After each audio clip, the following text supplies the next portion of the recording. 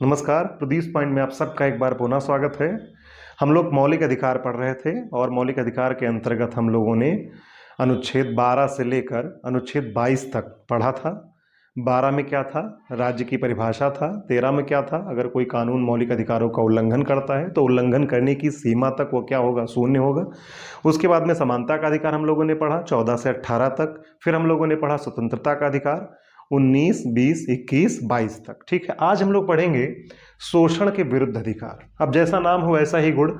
शोषण के विरुद्ध अगर किसी व्यक्ति का अगर शोषण होता है, यहाँ व्यक्ति का मतलब सबसे है, स्त्री, पुरुष, बूढ़े, बच्चे, सब जितने हैं सबसे शोषण के विरुद्ध अधिकार। और इसको कहाँ पर डिफाइन किया गया है? 23 और 24 में। यह अधिकार कहाँ पर मिला है? 23 और 24 अनुच्छेद के अंतर्गत राज्य के विरुद्ध किसको मिला हुआ है? व्यक्तियों को मिला हुआ है।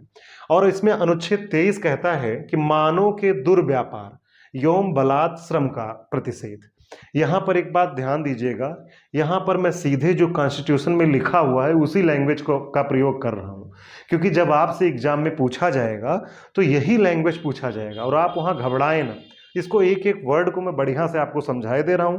मानव के दुर्व्यापार, मानव के दुर्व्यापार का मतलब यहां पर क्या हुआ कि किसी व्यक्ति का अगर क्या किया जाता है, खरीद फरोख्त की जाती है। योम बलात् श्रम, बलात् मतलब बलपूर्वक किसी से श्रम करवाना, बलपूर्वक किसी से श्रम करवाना। तो इसका क्या किया गया?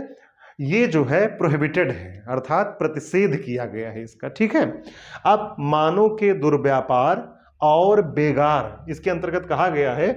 2 पॉइंट्स इसके अंतर्गत कहा गया है अनुच्छेद 23 के अंतर्गत। तो इसमें पहला पॉइंट है, उसमें कहा गया है मानव के दुर्व्यापार और बेगार तथा इसी प्रकार के अन्य बलात् श्रम प्रतिषिद्ध किया जाता है, तथा इसी प्रकार अन्य बलात् श्रम प्रतिषिद्ध किया जाता है। इसका मतलब क्या हुआ कि अगर कोई व्यक्ति है, इसका बात समझिएगा कि जैसे मान लीजिए कि मानव के दुर्व्यापार का मतलब हुआ कि किसी स्त्री का अगर व्यापार किया जा रहा है, किसी पुरुष का व्यापार किया जा रहा है, वैश्यावृत्ति कराई जा रही है, तो वह उन सब के विरुद्ध व्यक्ति को अधिकार मिला हुआ है।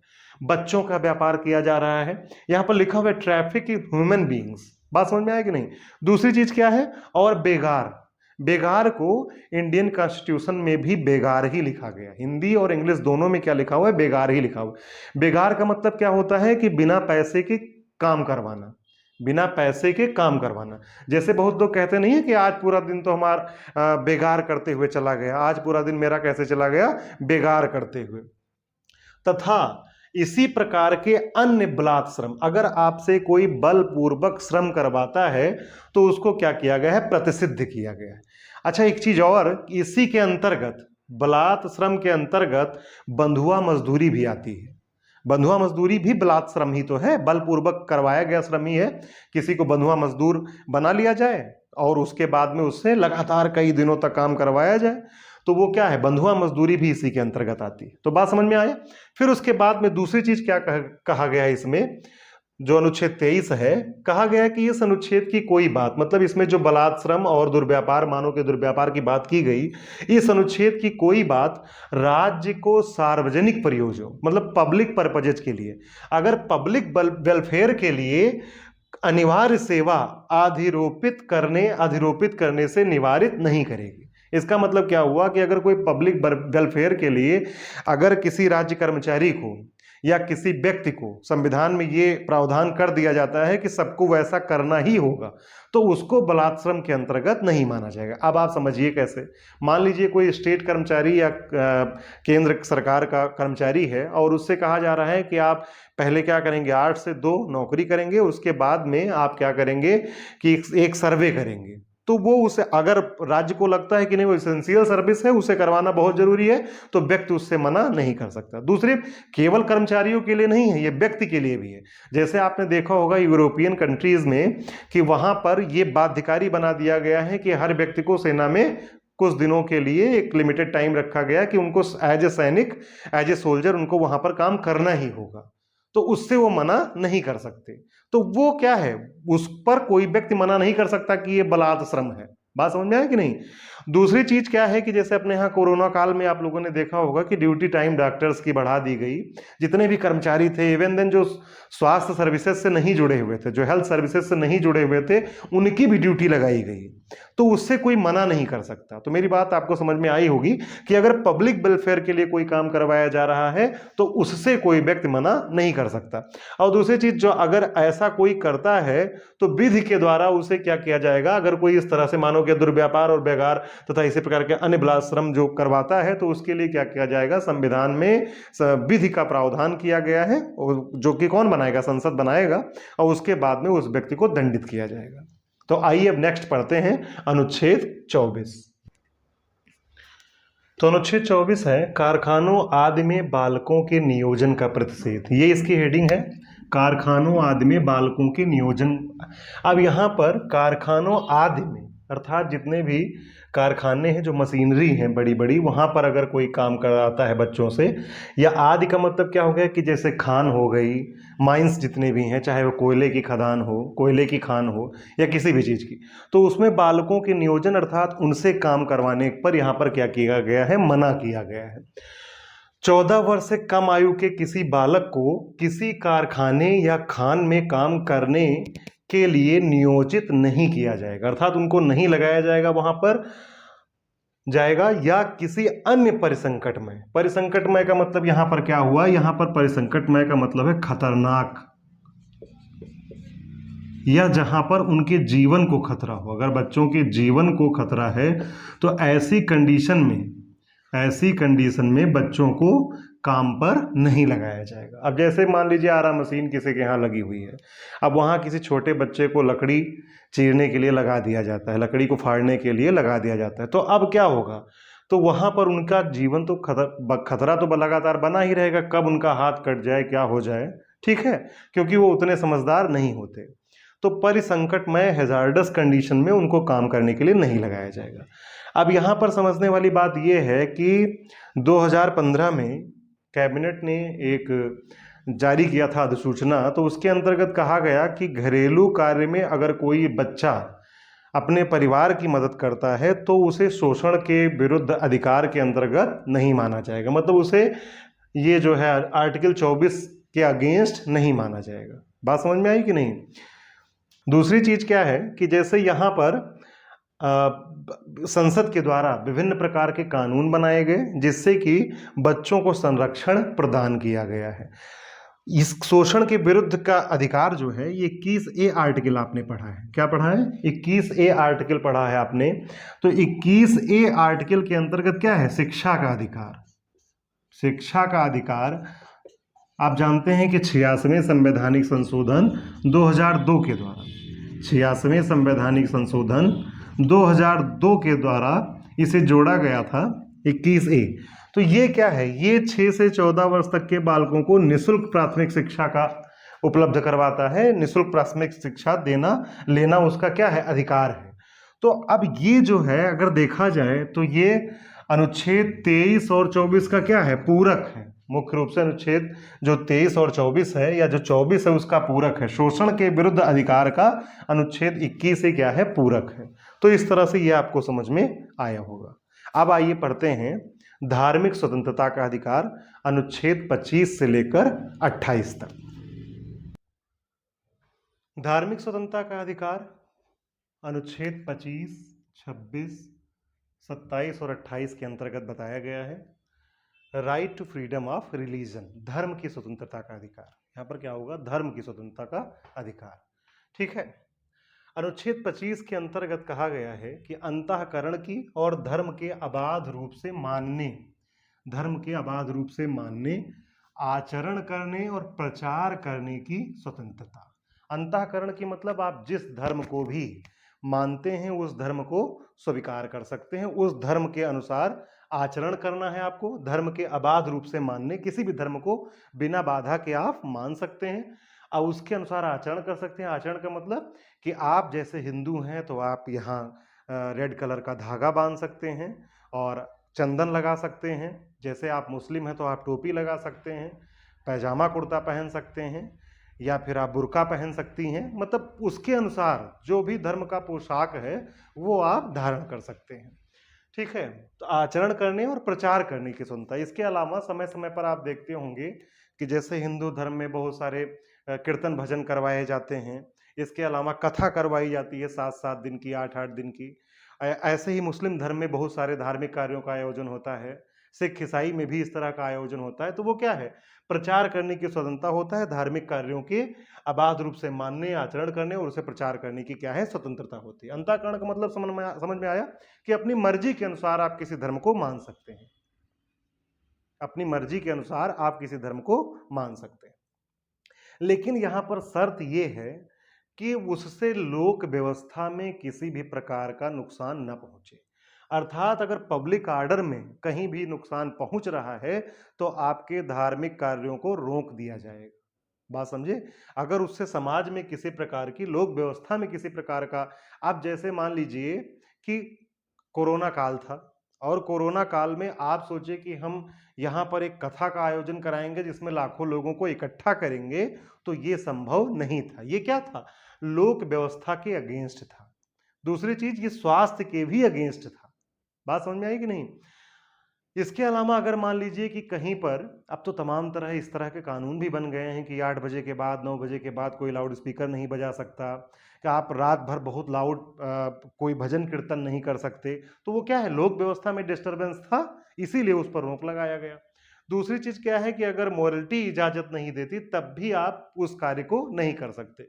कोई सदाचार, अगर सदाचार आपको इजाजत नहीं देता तब भी आप उस कार्य के प्रबंध की स्वतंत्रता नहीं है आपको ऐसे कार्य करने। तो ये स्वास्थ्य वाला आप समझ ही चुके होंगे कि किसी प्रकार की महामारी फैली है तो उसमें आप धार्मिक कार्यों का आयोजन नहीं करेंगे। दूसरी चीज क्या है कि किसी मान लीजिए कोई छोटा बच्चा है या कोई ऐसे स्थान है कि जहां पर बच्चों को लगातार घुटन भरी परिस्थितियों में रखा जाता है और वहां पर उनकी मृत्यु हो जाती है या उनके स्वास्थ्य को नुकसान पहुंचता है। आप देखते होंगे झाड़ फूंक करने वाले तमाम होते हैं हर धर्म में। तो क्या होता है उसमें कि वो ऐसा माहौल पैदा कर देते हैं कि घुटन पैदा हो जाए, तो उस ऐसे मतलब उनके स्वास्थ्य पर विपरीत असर ना पड़े, इस पर भी रोक लगाई गई। तो बात समझ में आया कि नहीं। तो आप अपने अंतःकरण की स्वतंत्रता है, धर्म को आबाद रूप से मानने की, आचरण करने, प्रचार करने की स्वतंत्रता है, लेकिन लोक व्यवस्था, सदाचार और स्वास्थ्य का आपको ध्यान रखना होगा। मेरे ख्याल से आपको यह बात समझ में आई। दूसरी चीज क्या है कि इसमें ही स्पष्टीकरण दिया गया है 25 के अंतर्गत कि कृपाण धारण करना और इसे लेकर चलना सिख धर्म का क्या समझा जाएगा, अंग समझा जाएगा। इसे जो है अलग नहीं समझा जाएगा कि कृपाण वो शस्त्र नहीं माना जाएगा, इसे उनका अंग, जैसे हिंदू तिलक लगाता है, मुस्लिम टोपी पहनते हैं, उसी तरह से कृपाण धारण करना। अच्छा, एक बात यहां पर मैं और स्पष्ट कर दूं कि भारत में जो पंथ निरपेक्ष शब्द अपनाया गया, आप जानते हैं कि 42वें संवैधानिक संशोधन 1976 के द्वारा भारतीय संविधान की प्रस्तावना में जोड़ा गया। 3 शब्द जोड़े गए थे, कौन कौन से, पंथ निरपेक्ष, लोकतंत्र, समाजवादी, पंथ निरपेक्ष और अखंडता। 3 शब्द जोड़े गए थे, कौन कौन, समाजवाद, पंथ निरपेक्ष और अखंडता। ये 3 शब्द इंडियन प्रियम्बल में 42वें संवैधानिक संशोधन 1976 के द्वारा जोड़े गए थे। तो जो उसमें पंथ निरपेक्ष शब्द था, ये पश्चिमी देशों से बहुत अलग है। अच्छा, पंथ निरपेक्ष के 2 पहलू हैं, एक नकारात्मक पहलू है और दूसरा क्या है, सकारात्मक पहलू है। तो नकारात्मक पहलू क्या है कि राज्य का अपना कोई धर्म नहीं होगा। राज्य क्या है कि राज्य का कोई अपना धर्म नहीं है, ये क्या है, नकारात्मक पहलू है। सकारात्मक पहलू क्या है, सकारात्मक पहलू ये है कि राज्य सभी धर्मों के साथ समान व्यवहार करेगा, जैसे सर्वधर्म समभाव। ये जो है सुप्रीम कोर्ट का निर्णय भी आया है पंथ निरपेक्ष पर कि सर्वधर्म समभाव की प्रकृति यहां पर भारत में अपनाई गई, जबकि पश्चिम के देशों में धर्म निरपेक्षता को अपनाया गया है, धर्म को और राज्य को पूर्णतया अलग रखा गया है। तो बात समझ में आई कि नहीं। तो इस तरह से ये बातें आपको समझ में आई होगी। आइए अब हम लोग पढ़ते हैं अनुच्छेद 26। तो अनुच्छेद 26 क्या कहता है, ये धार्मिक कार्यों के प्रबंध की स्वतंत्रता, धार्मिक कार्यों के प्रबंध की स्वतंत्रता। अच्छा, एक बात मैं और यहाँ पर स्पष्ट कर देना चाहूँगा कि अनुच्छेद 25 और 26 आपको एक ही जैसा लगता होगा। वहाँ पर भी अंतःकरण की स्वतंत्रता और आचरण करने की स्वतंत्रता, प्रचार करने की स्वतंत्रता, यही सारी है, यही सारी चीज़ें। लेकिन वहाँ यहाँ पर क्या है, धार्मिक कार्यों के प्रबंध की स्वतंत्रता, वहाँ भी धार्मिक कार्यों के प्रबंध की बात की गई है। तो अब दोनों में डिफरेंस क्या है, तो दोनों में डिफरेंस ये है कि व्यक्तिगत स्तर पर जो धार्मिक स्वतंत्रता दी गई है, व्यक्तिगत स्तर पर, व्यक्तिगत स्तर पर धार्मिक स्वतंत्रता की बात की गई है, वहां पर कहां पर? अनुच्छेद 25 के अंतर्गत व्यक्तिगत धार्मिक स्वतंत्रता की बात की गई है। और अनुच्छेद 26 के अंतर्गत समूह या वर्गों के धार्मिक स्वतंत्रता की बात की गई। तो बात समझ में आई कि नहीं? समूह या वर्गों के धार्मिक स्वतंत्रता की बात की गई है, और जबकि अनुच्छेद 25 के अंतर्गत व्यक्तिगत धार्मिक स्वतंत्रता की बात की गई है। तो देखिए, आइए, धार्मिक कार्यों के प्रबंध की स्वतंत्रता।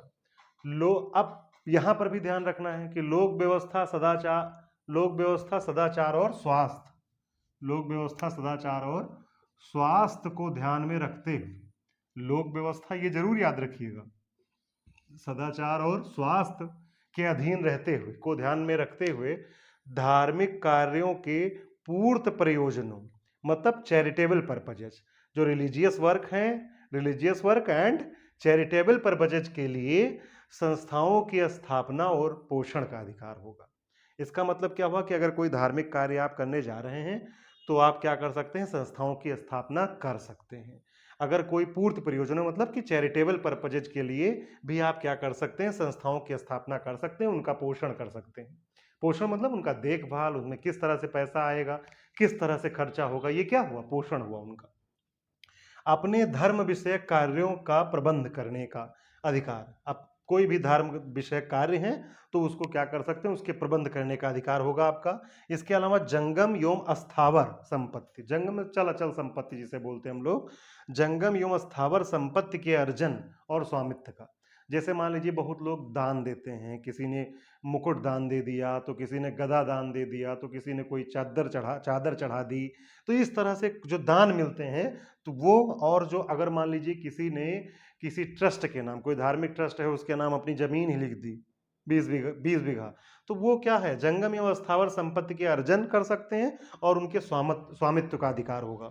फिर ऐसी संपत्ति का विधि के अनुसार प्रशासन करने का अधिकार भी होगा। अब जैसे आप देखते होंगे, जब भी वैष्णो देवी यात्रा के लिए आप गए होंगे कभी, तो श्री माता वैष्णो देवी श्राइन बोर्ड, हर जगह इनका जो है बोर्ड लगा होता है कि ये जो है किसके अधीन चलाया जा रहा है, ये यात्रा किसके द्वारा आयोजित की जा रही है? श्री माता वैष्णो देवी श्राइन बोर्ड के द्वारा। और आप इवन देन आप जब आधा रास्ता तय कर चुके होते हैं तो उनकी कैंटीन भी होती है, जिसमें बहुत स्वादिष्ट भोजन मिलता है बहुत कम पैसे पर।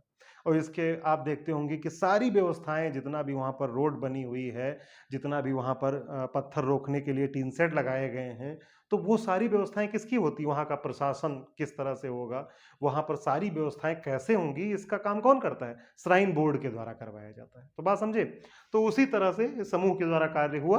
तो ये है आपका अनुच्छेद 26। एक चीज और स्पष्ट करें कि जैसे हिजाब वाला प्रकरण अभी जल्दी ही उठा था कि क्यों धार्मिक, जब हम स्वतंत्रता है अबाध रूप से मानने, प्रचार करने, अंतःकरण की स्वतंत्रता है, तो हम तो क्यों नहीं हम हिजाब पहनकर जा सकते? तो उसमें ये बताया गया था, सुप्रीम कोर्ट के द्वारा भी ये कहा गया कि किसी भी संस्था का एक ड्रेस कोड होता है, और वहां पर आप हिंदू मुसलमान बाद में, पहले वहां पर आप क्या होते हैं? स्टूडेंट होते हैं। तो उस ड्रेस कोड को आपको पहनकर जाना अनिवार्य है। बात समझ में आई? ताकि वहां पर हिंदू मुस्लिम सिख ईसाई ये ना हो, वहां पर क्या, सब लोग समान रूप से रहें। इसीलिए हिजाब पर शायद प्रतिबंध लगाया गया था। तो ठीक है, आपको ये बात समझ में आई। अब आइए हम लोग पढ़ते हैं अनुच्छेद 27। ये अनुच्छेद भी बहुत इंपॉर्टेंट है, अनुच्छेद 27। किसी विशिष्ट धर्म की अभिवृद्धि के लिए, किसी विशिष्ट धर्म की अभिवृद्धि के लिए करों के संदाय के बारे में स्वतंत्रता। संदाय मतलब देने। तो यहाँ पर समझने वाली बात यह है कि यह अनुच्छेद भी भारत के धर्मनिरपेक्ष जो प्रकृति है उसको क्या करता है? स्पष्ट करता है। जैसे मान लीजिए कि बहुसंख्यक जो है, यहाँ पर बहुसंख्यक की ही सरकार होती है, जाहिर सी बात है। तो बहुसंख्यक अल्पसंख्यक के साथ किसी प्रकार का भेदभाव नहीं कर सकते। बहुसंख्यक सरकार जो है वो अल्पसंख्यक के साथ किसी प्रकार का भेदभाव नहीं कर सकते। अब यहाँ समझिएगा, किसी विशिष्ट धर्म के अभिवृद्धि के लिए, कोई विशिष्ट धर्म के अभिवृद्धि के लिए राज्य किसी भी प्रकार का कर नहीं लगाएगा, किसी भी प्रकार का कर नहीं लगाएगा। कि कोई धार्मिक कार्य करना है, मान लीजिए हिंदुओं के लिए कोई व्यवस्था करनी है, तो उसके लिए कोई अलग से टैक्स नहीं लगाया जाएगा। कर और शुल्क में अंतर होता है। कर जो है, कर के बदले किसी प्रकार की सुविधा देने का राज्य वादा नहीं करती, जबकि शुल्क क्या होता है? शुल्क के बदले किसी प्रकार की सुविधा दी जाती है। तो बात समझ में आई कि नहीं? तो शुल्क तो वसूल कर सकता है लेकिन कर वसूल नहीं कर सकता। यह अनुच्छेद क्या करता है, भारत के धर्मनिरपेक्ष जो प्रकृति है उसको और पक्का करता है। बात समझ में आई? तो आइए पढ़ते हैं अनुच्छेद 28। तो अनुच्छेद 28 देखते हैं हम लोग। कुछ शिक्षा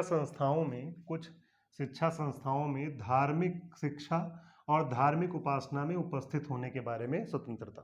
इसका मतलब क्या हुआ? इसका मतलब ये है, इसमें कहा गया कि उन शिक्षा संस्थाओं में कोई धार्मिक शिक्षा नहीं दी जाएगी जो पूर्णतः सरकार के खर्च पर संचालित होते हैं। ऐसे शिक्षण संस्थान जो पूर्णतः सरकार के खर्च पर संचालित होते हैं, ऐसे शिक्षण संस्थान जो पूर्ण रूप से एडमिनिस्ट्रेशन किया जाता है किसके द्वारा? स्टेट गवर्नमेंट के द्वारा, तो वो क्या होंगे? वहां पर किसी प्रकार की धार्मिक शिक्षा नहीं दी जाएगी।